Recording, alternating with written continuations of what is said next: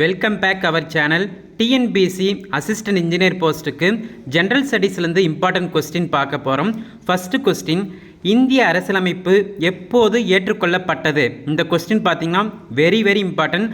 So இதுக்கான கரெக்டான answer வந்து 1949 நவம்பர் 26 தான் இதுக்கான கரெக்டான ஆன்சர். ஸோ இந்திய அரசியலமைப்பு எப்போது ஏற்றுக்கொள்ளப்பட்டதுன்னா நவம்பர் 26, 1949.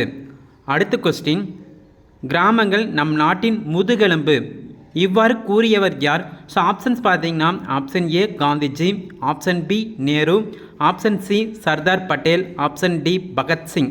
ஸோ இதுக்கான கரெக்டான ஆன்சர் வந்து ஆப்ஷன் ஏ காந்திஜி. ஸோ கிராமங்கள் நம் நாட்டின் முதுகெலும்பு இவ்வாறு கூறியவர் யாருன்னு பார்த்தீங்கன்னா காந்திஜி.